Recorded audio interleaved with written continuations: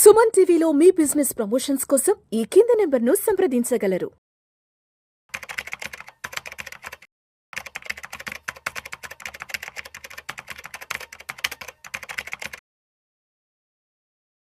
నమస్తే, welcome to Vishnu talks. నేను మీ విష్ణు. ప్రస్తుతంతో పాటు సర్టిఫైడ్ ఫైనాన్షియల్ ప్లానర్ మాధవిరెడ్డి గారు ఉన్నారు. వారితో మాట్లాడదాం. నమస్తే మాధవిరెడ్డి గారు. నమస్తే అండి. మాధవిరెడ్డి గారు, welcome to Vishnu talks. Thank you అండి. సో మాధవిరెడ్డి గారు, 2024-25 ఫైనాన్షియల్ ఇయర్ అయిపోయింది.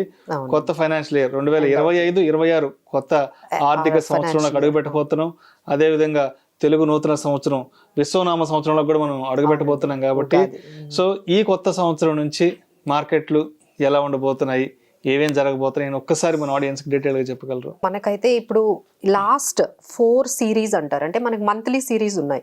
అంటే అక్టోబర్, నవంబర్, డిసెంబర్, జనవరి, ఫిబ్రవరి, అంటే 5 సిరీస్ మంత్లీ సిరీస్ అన్నీ కూడా మనకి నెగిటివ్లో క్లోజ్ అయ్యండి. సో మార్చ్ ఒక్క సిరీస్ మాత్రమే మనకి మార్కెట్స్ అనేవి పాజిటివ్గా ఫైనల్గా మనం మార్చ్ తోని ఒక పాజిటివ్ అనేది స్టార్ట్ చేసాము. ఆ నెగిటివ్ కి ఏదైతే ఆ ఫాల్ కి ఒక బ్రేక్ అయితే, ఆ 5 months ఫాల్ కి అయితే బ్రేక్ పడి ఫైనల్ గా మనం పాజిటివ్ లోకి మార్చ్ తోని స్టార్ట్ చేసాము. సో ఇదే ఏప్రిల్లో ఉండబోతుంది అని మనం ఆశిద్దాము.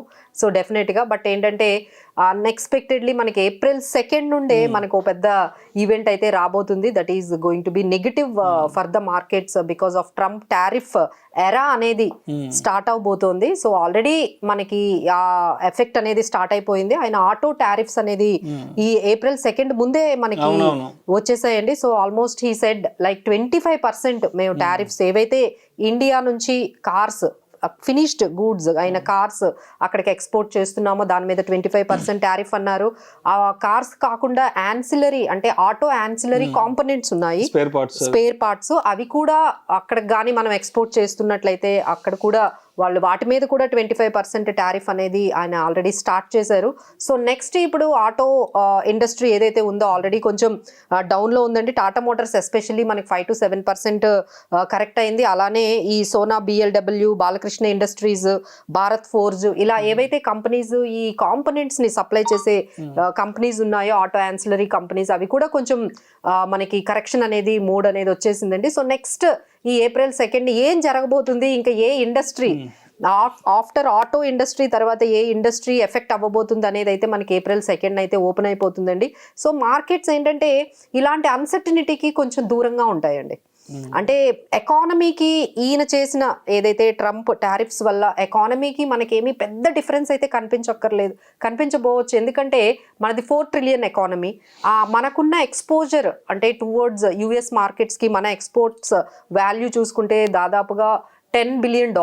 సో ఇలా ఎకనామికల్గా చూసుకుంటే ఇంపాక్ట్ అనేది కొంచెమే, బట్ మార్కెట్కి మాత్రం may not be the same. మార్కెట్స్కి ఏంటంటే ఇలాంటి అన్సర్టనిటీ కానీ ఇలాంటి ఫ్లక్చువేషన్స్, ఇలాంటి నెగిటివ్ ఇన్ఫర్మేషన్ అయితే అంత సాటిస్ఫైగా ఉండకపోవచ్చు. సో అందుకని మనం April సిరీస్ అనేది కంప్లీట్గా ఒక వాల్టిలిటీతోనే స్టార్ట్ అవ్వచ్చండి. బట్ ఓవరాల్గా చూసుకుంటే మార్కెట్స్ 23,000 24,000 మధ్యలో, ఈ మధ్యలోనే మార్కెట్స్ ఈ April సిరీస్లో అయితే ఉండొచ్చు. So we have to get start with this April with lot of volatility అయితే మార్కెట్లో ఉండబోతుందండి.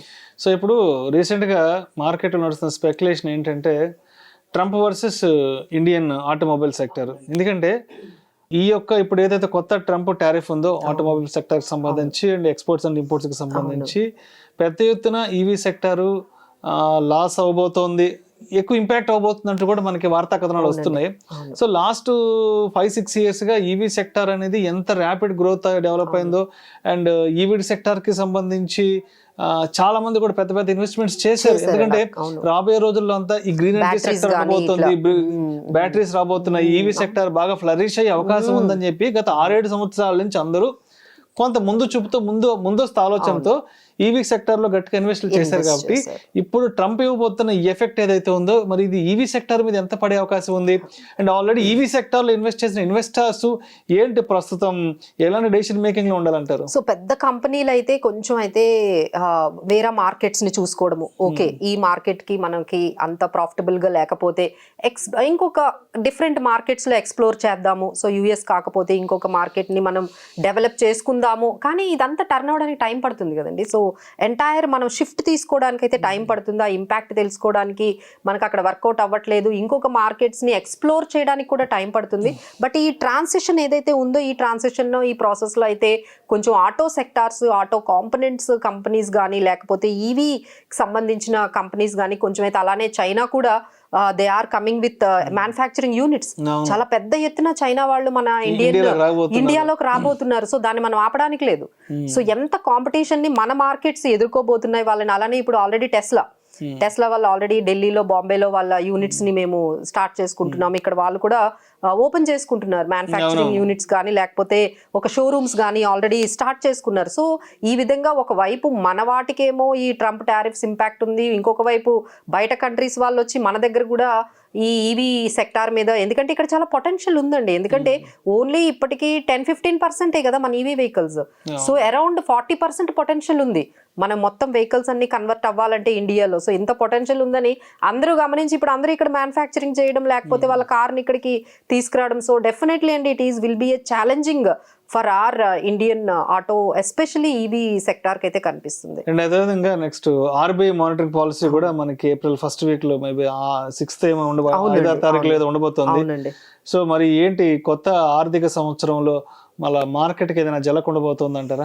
లేదండి, లైక్ ఏంటంటే ఇప్పుడు మనకి రెపో రేట్ అయితే బాగా, అంటే రెపో రేట్ లాస్ట్ టైము ఒక 25 BPS పాయింట్స్ మాత్రమే తగ్గించారు. ఎందుకంటే ఇన్ఫ్లేషన్ అప్పట్లో ఇంకా కంట్రోల్కి రాలేదు. సో ఆ టైంలో కొంచెం జీడిపి గ్రోత్ తగ్గింది అనే దాంతో వాళ్ళు ఒక 25 BPS పాయింట్స్ తగ్గించారు. బట్ ఈసారి వెరీ క్లియర్గా మనకి ఇన్ఫ్లేషన్ అనేది 4% బిలోకి వచ్చేసింది. 3.6% మనకి ఇప్పుడు ఇన్ఫ్లేషన్. సో డెఫినెట్లీ అందరూ ఎక్స్పెక్ట్ చేస్తున్నారండి, మేము అందరూ ఎక్స్పెక్ట్ చేస్తున్నాము ఈసారి 25 BPS నుంచి 50 BPS పాయింట్స్ వరకు డెఫినెట్లీ రెపో రేట్ కట్ రాబోతుంది. ఎందుకంటే ఒకవైపు గ్రోత్ అనేది ఎప్పుడైతే మనకి జీడిపి గ్రోత్ తగ్గిందో దాన్ని యాక్సిలరేట్ చేయడానికి గవర్నమెంట్ చాలా చాలా తీసుకుంటుందండి. సో దాంట్లో భాగంగా ఆర్బీఐ రెపో రేట్ అయితే ఈసారి తగ్గబోతుంది. సో దానివల్ల ఏంటంటే మనకి లోన్స్, ఎస్పెషల్లీ హోమ్ లోన్స్ ఎవరైతే తీసుకుంటున్నారో వాళ్ళకి ఇప్పుడు ఒక 50 లక్షలకి 20 సంవత్సరాలకి మనకి ఇప్పుడు ఈఎంఐ 42,000 45,000 వరకు ఉంటుంది. సో దాన్ని కొంచెం తగ్గిస్తే కొంచెం మనకి ఇన్ఫ్రాస్ట్రక్చర్ కానీ లేకపోతే రియాలిటీ సెక్టర్ని కొంచెం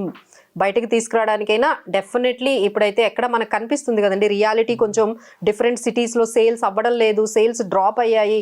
ఆల్ ఓవర్ ఇండియాలో డ్రాప్ కనిపించిందండి రియాలిటీలో. సో దీన్ని ఇంక్రీజ్ చేయడానికైనా, దీన్ని కొంచెం ఈ ఇండస్ట్రీని బయటికి డెవలప్ చేయడానికైనా ఈసారి రెపో రేట్ అయితే తగ్గించబోతున్నారు. అండ్ అదేవిధంగా ఏప్రిల్ 10th అప్పటికి ఆల్మోస్ట్ కంపెనీ కార్పొరేట్ రిజల్ట్స్ కూడా రాబోతున్నాయి కాబట్టి ఏప్రిల్లో పెద్ద పెద్ద వాలటిలిటీ ఉండబోతుంది అనిపిస్తుంది. ఎందుకంటే April 2 ట్రంప్ టారిఫ్లు ఉండబోతున్నాయి, తర్వాత ఆర్బీఐ మానిటరీ పాలసీ ఉంది, తర్వాత April 1st week 2nd week లో కంపెనీ కార్పొరేట్ రిజల్ట్స్ రాబోతున్నాయి కాబట్టి రిజల్ట్స్ ఇంపాక్ట్ కూడా మార్కెట్ ని ఎలా టచ్ చేస్తుంది? That is the major. ఎందుకంటే లాస్ట్ 2 quarters నుంచి మనం ఏదైతే ఈ మిడ్ క్యాప్ స్మాల్ క్యాప్స్ లో క్రాష్ చూసామో అవన్నీ కూడా హై వాల్యూషన్స్, లో ఎర్నింగ్స్. ఇప్పుడు కానీ మన మార్కెట్స్ కానీ ఈ ఎర్నింగ్స్ లో ఏ మాత్రం పాజిటివిటీ చూపించలేకపోతే మళ్ళీ మనం బ్యాక్ టు మనం ఆ స్క్వేర్ 1 అన్నట్టుగా బ్యాక్ టు మనం ఆ 21,000 22,000కి వెళ్ళే అవకాశాలు ఉన్నాయండి. సో ఇప్పుడు అందరూ కూడా ఈ కంపెనీ రిజల్ట్స్ అంటే ఈసారి వచ్చేవి క్వార్టర్లీ రిజల్ట్స్ తో పాటు ఇయర్లీ రిజల్ట్స్ కూడా కదండి. మనకి ఈ మార్చ్ తో మనకి ఫైనాన్షియల్ ఇయర్ అయిపోతుంది కాబట్టి హోల్ ఇయర్లీ రిజల్ట్స్ వస్తాయి, మళ్ళీ Q4 రిజల్ట్స్ కూడా రాబోతున్నాయి. అందరూ అబ్జర్వ్ చేస్తారండి. ఈసారి అయితే మాత్రం ఏ మాత్రం డిసప్పాయింట్ అయినా మార్కెట్ ఎక్స్పెక్టేషన్స్ కి కార్పొరేట్ ఎర్నింగ్స్ కానీ ఏ మాత్రం తగ్గినా definitely markets will go with very rough patch లో మళ్ళీ వెళ్ళే అవకాశాలు ఉన్నాయి. ఇంకా దాంతో పాటు ఈసారి ప్రతి వీక్ లో ఒక హాలిడే వచ్చిందండి, అంటే షార్టెస్ట్ వీక్ ఎవ్రీ వీక్. ఇప్పుడు మనకి మండే కూడా హాలిడే, 31st హాలిడే వచ్చింది, అలానే 10th ఏప్రిల్ మహావీర్ జయంతి హాలిడే వచ్చింది, 14th ఏప్రిల్ అంబేద్కర్ జయంతి హాలిడే వచ్చింది, 18th గుడ్ ఫ్రైడే. సో మనకి షార్టెస్ట్ వీక్ రావడం వల్ల ఈ 3-4 డేస్ మార్కెట్ ఉండట్లేదు. సో ఇప్పుడు ట్యూస్డే ఎలా ఓపెన్ అవుతుంది అనడానికి కొంచెం అయితే వాలటిలిటీ అయితే ఒక రోలర్ కోస్టరే మనం చూడబోతున్నాం అండి ఎంటైర్ ఏప్రిల్. సో అందరూ కూడా ఇన్వెస్టర్స్ అందరూ కూడా ఈ జరుగుతున్న ఏవైతే ఉన్నాయో ఈ ట్రంప్ కానీ, ట్రంప్ ఇంపాక్ట్ కానీ, tariffs impact and RBI impact, మీరు అన్నట్టుగా ఈ హాలిడేస్, ఇవన్నీ కూడా కొంచెం గమనించుకుంటూ మార్కెట్లో వాళ్ళు ఎలాంటివి తీసుకోవాలి స్టాక్స్ అనేది జాగ్రత్తగా వాళ్ళ ఇన్వెస్ట్మెంట్స్ పోర్ట్ఫోలియోస్ మేనేజ్ చేసుకోవాలి. సో మాధవిరెడ్డి గారు, ఇప్పుడు ఈ ట్రంప్ విధిస్తున్న రకరకాల టారిఫ్లు, సో ఆయన రోజుకు ఒక రోజు చేసే అనౌన్స్మెంట్స్ తో అసలు యూఎస్ లో కూడా మార్కెట్ పరిస్థితి ఎలా ఉంది అసలు? డెఫినెట్లీ అండి, అసలు ఎప్పుడు లేనంతగా అక్కడ కన్జ్యూమర్ సెంటిమెంట్ ఆల్ టైమ్ లోకి వెళ్ళిపోయిందండి. ఎందుకంటే ఆయన ఇచ్చేవి ఏంటంటే ఎంత ఫాస్ట్ గా ఉన్నాయంటే రెగ్యులర్ గా ఏదో ఒక అనౌన్స్మెంట్ అండి, ఏదో రేపు ఇంకా లేనట్టుగా ఈ రోజే ఓ 10 ఎందుకు అన్ని అనౌన్స్మెంట్ అంటే ఇంకా ఒక అనౌన్స్మెంట్ కి మనం అర్థం చేసుకొని అడ్జస్ట్ అయ్యే లోపే ఇంకో 4-5 అనౌన్స్మెంట్స్ తీసుకురావడము. సో అక్కడ కూడా అనలిస్టులు అందరూ కూడా చాలా వార్న్ చేస్తున్నారండి, ఏదైతే ఈ టారిఫ్స్ ఇంపాక్ట్ ఉంటుందో యుఎస్ ని రెసిషన్ లో గానీ లేకపోతే హయ్యర్ ఇన్ఫ్లేషన్ లోకి తీసుకెళ్ళిపోబోతున్నాయి అని చెప్పి చాలా వరకు అక్కడ. బట్ ఆయన అయితే ఆగేటట్టు అయితే ఏం లేదండి. మన ఇండియాని కూడా ఆయన టారిఫ్ కింగ్ అని పేరు పెట్టారు. అంటే మనం అంటే చాలా ఇండియా ఎక్కువ టారిఫ్స్ వేసే పెద్ద దేశంగా వాళ్ళకి అంతలాగా కనిపిస్తుంది. సో ఎవరిని వదిలిపెట్టను ఇండియాని కూడా అని చెప్పి ఆయన ఇండియా మీద స్పెషల్ గా ఆయన ఫోకస్ చేస్తున్నారంటే ఏ మీటింగ్ లోకి వెళ్ళినా ఇండియా ఈజ్ హైయెస్ట్ టారిఫ్ కంట్రీగా ఆయన మైండ్ లో అయితే ఫిక్స్ అయ్యారండి. సో నెగోషియేషన్స్ అయితే మన మోడీ నుంచి అయితే స్టార్ట్ అయ్యాయి. బాబు నువ్వు అంత కంగారు పడకు, కొన్ని మేము తగ్గిస్తాము అని మన వాళ్ళు ఆల్రెడీ స్టార్ట్ చేశారండి నెగోషియేషన్స్. మేము కొన్ని అంటే జస్ట్ స్టార్ట్ అయ్యాయండి, మేము తగ్గిస్తాము, పోనీ మీరు అంతలాగా మీరు వర్రీ అవ్వకండి, కొన్ని వాటికి మేము టారిఫ్స్ తగ్గిస్తాము, మీ ఏవైతే ఇంపోర్ట్స్ వస్తున్నాయో మన దగ్గరికి తగ్గిస్తాము అంటున్నారు. ఎస్పెషల్లీ మన ఎక్స్పోర్ట్స్ అంటే ఐదర్ ఫార్మా కానీ జ్యువెలరీ కానీ పర్ల్స్ కానీ చాలా మనకి ఇక్కడ నుంచి ఎలక్ట్రికల్ కాంపోనెంట్స్ కానీ యూఎస్కి వెళ్తున్నాయి.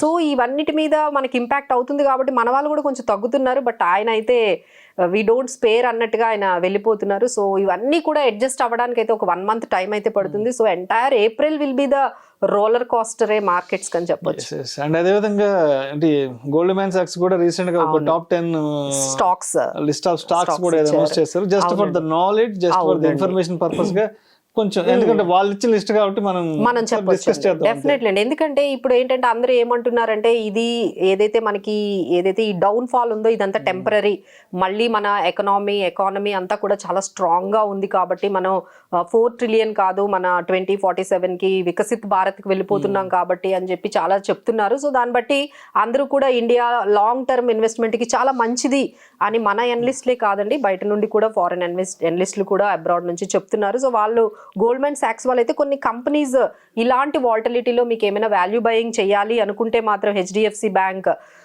AU small finance bank, Titan, IndiGo, power grid, అలానే మనకి make my trip, Adani ports, power grid, Apollo hospitals, ఇలాంటి కొన్ని అంటే డిఫరెంట్ సెక్టార్స్ నుంచి, ఫార్మా నుంచి అపోలో, అలానే బ్యాంక్ నుంచి ICICI, HDFC, AU small finance bank, అలానే టైటన్, తర్వాత మనకి మేక్ మై ట్రిప్ కానీ ఇండిగో, ఇవన్నీ కూడా మంచి స్టాక్స్ అండి.